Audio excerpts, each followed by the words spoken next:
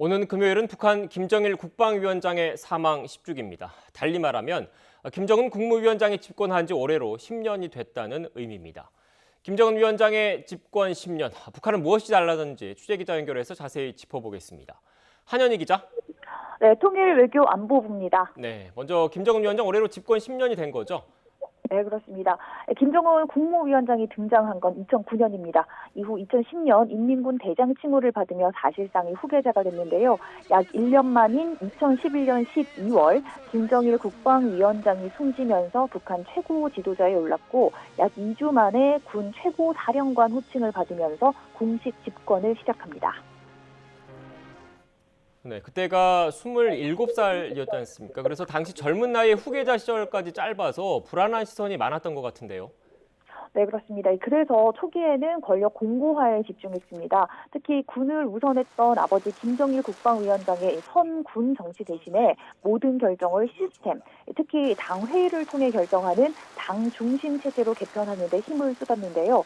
1980년 이후 열리지 않았던 노동당 대회를 36년 만에 개최해서 5년마다 여는 것으로 공식화했고 또 실제로 수시로 당 회의를 열어서 정책을 결정했습니다. 또 군을 우선한 김정일 시대에 힘을 축적한 군부에도 칼을 들이댔는데요. 김정일 영결식 때 운구차를 호위한 류영호 총참모장 해임을 시작으로 대대적인 물갈이를 진행했고 특히 고모부 장성택과 이복형 김정남까지 제거하면서 권력을 완전히 차지했습니다. 네, 말씀하신 대로 한동안 공포 정치를 펼쳤지 않습니까? 그런데 김정은 위원장이 권력 권고화를 위해서 집중했던 다른 한 가지, 핵 미사일 고도화죠? 네, 그렇습니다. 집권 이후에만 4차례 핵실험을 했고요. 여기에 미국 본토를 사정권에 둔 대륙간 탄도미사일 ICBM 시험 발사도 강행하면서 핵미사일 고도화에 열을 올렸습니다. 그리고 6차 핵실험을 진행했던 2017년 말 ICBM인 화성 15형 시험 발사를 성공했다고 주장하면서 핵무력 완성을 선언했습니다. 북한이 최근 발간한 대외 선전용 화보에서도 김정은 위원장의 집권 10년을 언급하고 있는데요. 여기서 가장 큰 업적으로 내세우고 있는 것도 바로 핵무력 완성입니다.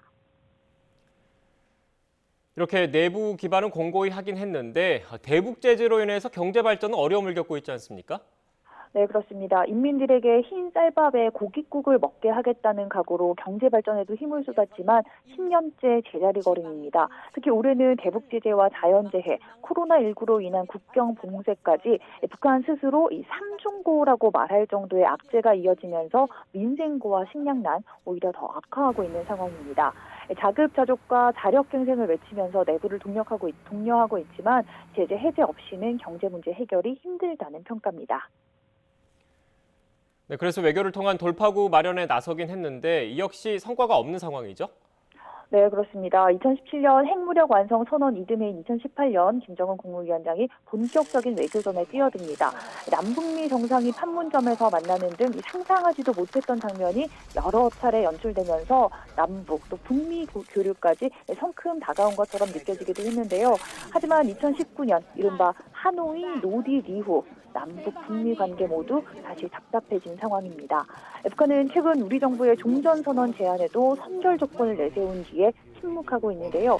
일단 북한이 이번 달 말에 올해 주요 국가 정책을 평가하고 또 대남, 대미 관계를 포함한 새 국정 운영 방향을 결정하는 전원회의를 예고한 만큼 이 전원회의 메시지를 통해서 앞으로의 정책 방향을 짐작해 볼 수 있을 것 같습니다.